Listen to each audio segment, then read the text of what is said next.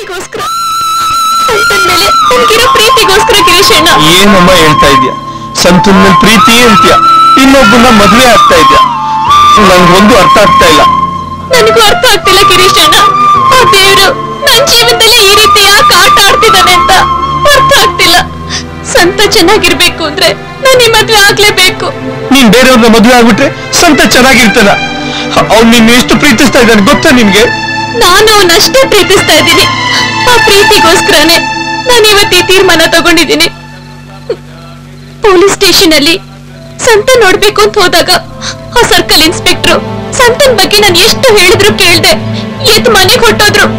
ಆಗ ಸಂತನ ಬಿಡುಗಡೆ ಮಾಡಿಸ್ದೆ ಹೋದ್ರೆ ಅವನಿಗೆ ಎಷ್ಟು ಅಪಾಯ ಇದೆ ಅಂತ ನನಗೆ ಅರ್ಥ ಆಯ್ತು. ಅಲ್ಲಿ ಪೊಲೀಸವ್ರನ್ನ ರಿಕ್ವೆಸ್ಟ್ ಮಾಡ್ಕೊಂಡಾಗ ನಾವೇನು ಮಾಡಕ್ಕಾಗಲ್ಲ, ಸಾಹೇಬ್ರು ಮನಸ್ಸು ಮಾಡ್ಬೇಕು ಅಂದ್ರು. ಮತ್ತೆ ಆ ಸರ್ಕಲ್ ಇನ್ಸ್ಪೆಕ್ಟರ್ನ ಹೇಗಾದ್ರೂ ಮಾಡಿ ಒಪ್ಸೋಣ ಅಂತ ಅವ್ರ ಮನೆಗೆ ಹೋದೆ. ಆಗ ಅವನು ಯಾವ ತಪ್ಪು ಮಾಡಿಲ್ಲ, ಇದನ್ನೆಲ್ಲ ಮಾಡಿದ್ದು ನಾನೇ. ಅವನ್ ಕೈನಲ್ಲೇ ಗಾಂಜಾ ಇಡಿಸಿ ಬೇಯಿಲು ಸಿಗದೆ ಇರುವಂತ ಕೇಸಲ್ಲಿ ಫಿಟ್ ಮಾಡೋ ಪ್ಲಾನ್ ಮಾಡಿದ್ದು ನಾನೇ. ಅಯ್ಯೋ ಪಾಪಿ, ಯಾಕೋ ಹೀಗೆ ಮಾಡ್ದೆ? Respect respect. ನೋಡ, ಇದು ನಿನ್ನ ಅವನ ಲೈಫಲ್ಲಿ ಟರ್ನಿಂಗ್ ಪಾಯಿಂಟ್. ನೀನ್ ಹೀಗೆಲ್ಲ ಎಮೋಷನಲ್ ಆದ್ರೆ ಮಿನಿಮಮ್ 4-5 ಕೇಸ್ ಅವನ ಮೇಲೆ ಫಿಟ್ ಮಾಡಿ 15 ವರ್ಷ ಜೈಲಲ್ಲಿ ಕೊಳೆಯಾಗಿ ಮಾಡ್ಬಿಡ್ತೀನಿ. ಆ ಕೆಪಾಸಿಟಿ ನನ್ಗಿದೆ. ಯಾಕೆ ಸರ್ ಹೀಗೆ ಮಾಡಿದ್ರಿ? ಪ್ರೀತಿ ಪ್ರೀತಿ ಪ್ರೇಮ ಎಲ್ಲ ಪುಸ್ತಕದ ಬದನೆಕಾಯಿ ಅಂತ ಯಾವುದೋ ಸಿನಿಮಾಲ್ ನೋಡಿದ್ದೆ. ಆದ್ರೆ ಇಲ್ಲಿ ಅದೇ ಮೇನ್ ಪ್ರಾಬ್ಲಮ್. ಅವನು ನಿನ್ನ ಪ್ರೀತಿಸಿದೆ ತಪ್ಪು, ಅದಕ್ಕೆ ಇವತ್ತು ಒಳಗಿದ.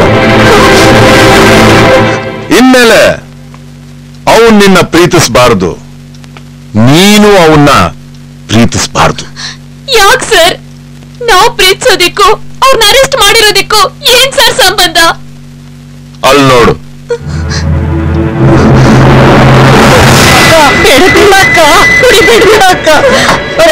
ಬಿಟ್ಟು ಬದುಕಕ್ಕಾಗಲ್ಲಕ್ಕ.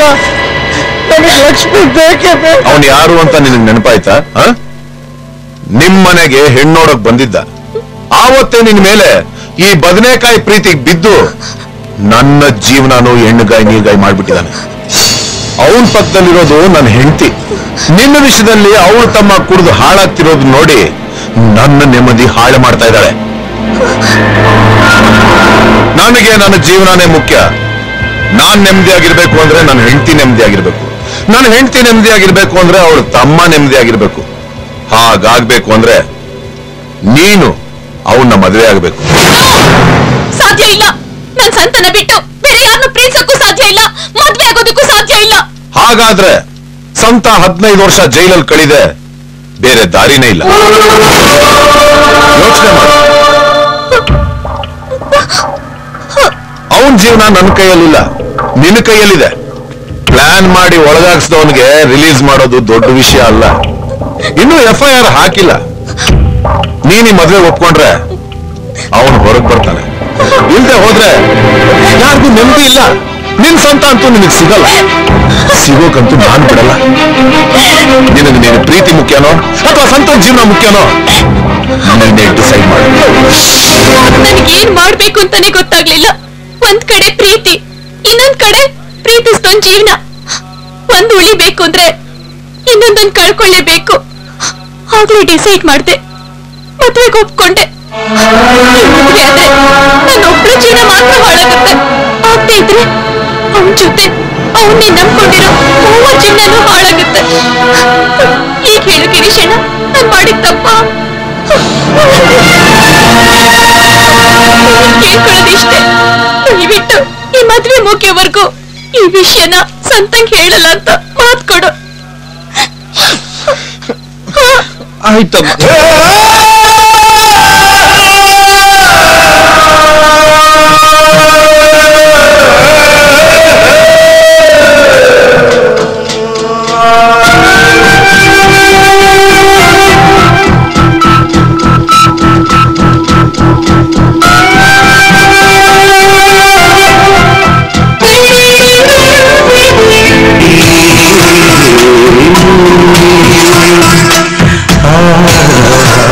ಸಂತ, ನೀನ್ ಹೀಗೆ ಕೂತ್ಕೊಂಡ್ರೆ ಹೇಗೆ? ನೋಡು, ಲಕ್ಷ್ಮಿ ನಿನ್ ಬಾಳಲ್ಲಿ ತಂಗಾಳಿಯಾಗಿ ಬಂದ್ಲು, ತಂಗಾಳಿಯಾಗಿ ಹೊರಟೋದ್ಲು. ಈಗ ನೀನ್ ಮುಂದಕ್ಕೆ ಏನ್ ಮಾಡ್ಬೇಕು ಅದ್ರ ಬಗ್ಗೆ ಯೋಚನೆ ಮಾಡು. ನೀನ್ ಚೆನ್ನಾಗಿರ್ಬೇಕು, ನಿನ್ ತಂಗಿದಿರ್ ಚೆನ್ನಾಗಿರ್ಬೇಕು ಅಂತ ತಾನೆ ಅವಳು ಇಷ್ಟೆಲ್ಲ ತ್ಯಾಗ ಮಾಡಿದ್ದು. ಅದಕ್ಕೆ ನೀನೇನ್ ಮಾಡ್ಬೇಕು? ಚೆನ್ನಾಗಿ ದುಡಿಬೇಕು, ಚೆನ್ನಾಗಿ ಸಂಪಾದನೆ ಮಾಡ್ಬೇಕು. ಅದಕ್ಕೆ ನನ್ನ ಹತ್ರ ಒಂದು ಪ್ಲಾನ್ ಇದೆ. ಈಗಿರೋ ಗಾಡಿನ ಮಾರ್ಬಿಟ್ರೆ 1.5 2 ಲಕ್ಷ ರೂಪಾಯಿ ದುಡ್ಡು ಸಿಗುತ್ತೆ. ಅದನ್ನ ಯಾವ್ದಾದ್ರು ಫೈನಾನ್ಸ್ ಕಂಪನಿ ಕೊಟ್ಟು 2 ವರ್ಷ ಗಾಡಿನ ತಗೊಂಡು ನಾವಿಬ್ರು ಸೇರ್ ದುಡಿಬಹುದು.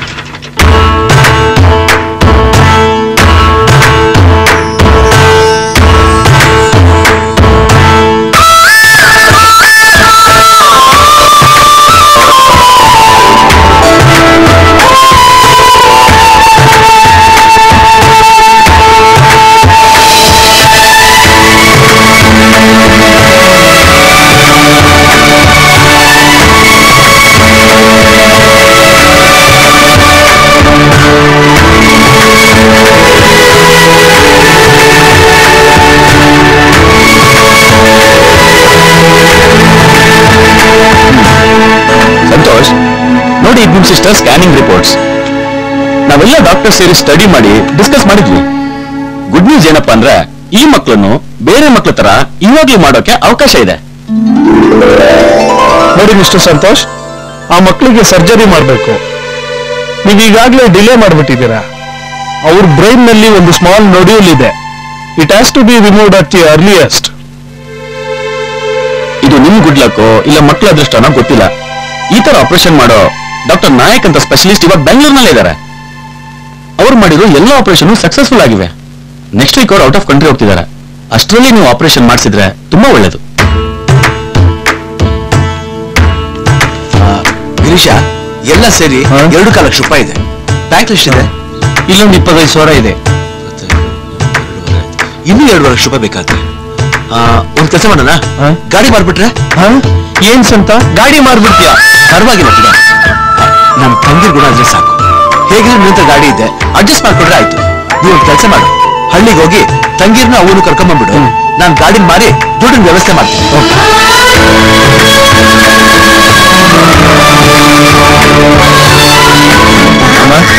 ಇದನ್ನು ತಗೊಳ್ಳಿ. ನಾನು ಹೋಗಿ ಡಾಕ್ಟರ್ನ ಮಾತಾಡ್ಸ್ಕೊಂಡ್ ಬರ್ತೀನಿ. ಅಲ್ಲಿವರೆಗೂ ನೀವು ಇಲ್ಲೇ ಕೂತೀರಿ. ಬರ್ತೀನಮ್ಮ, ಬರ್ತೀನಿ. ಸರ್, ಡಾಕ್ಟರ್ ನಾಯಕ್ ಇಲ್ಲಿ 4th ಫ್ಲೋರ್.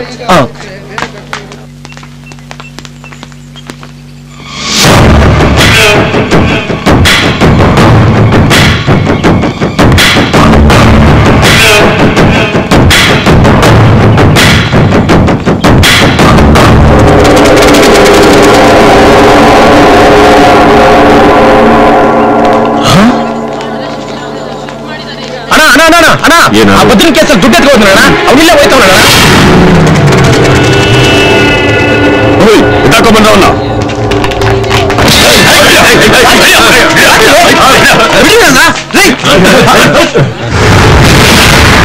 ಏನಲ್ಲ ನನ್ ತಮ್ಮನಿಗೆ ಹೊಡೆದ್ಬಿಟ್ಟು ಓಡಬಿಟ್ಟು ಬದುಕಬಹುದು ಅನ್ಕೊಂಡ್ಬಿಟ್ಟಿನಲ್ಲ. ಅಣ್ಣ, ಅದ್ರಲ್ಲಿ ನಂದೇನ್ ತಪ್ಪಿಲ್ಲ ಅಣ್ಣ. ಓಯ್, ನಿನ್ ಕಿಲಾಡಿತಿನ ನನ್ನ ಹತ್ರ ತೋರಿಸ್ಬೇಡ. ಮರ್ಯಾದೆ ದುಡ್ಡು ಕೊಟ್ರೆ ಸರಿ. ದುಡ್ಡ? ಯಾವ ದುಡ್ಡು?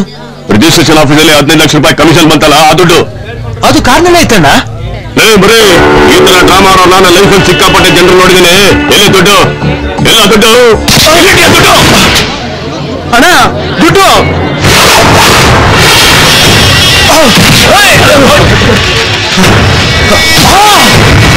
ಎಲ್ಲಿದೆಯೋ ನನಗೆ ಗೊತ್ತೇ ಇಲ್ಲ ಅಂತ ಹೇಳ್ತಿದ್ದೆ.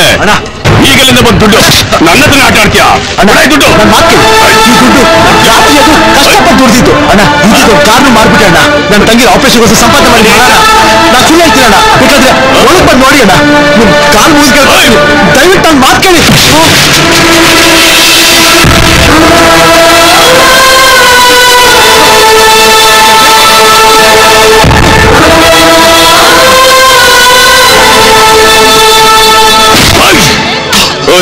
ದುಡ್ಡ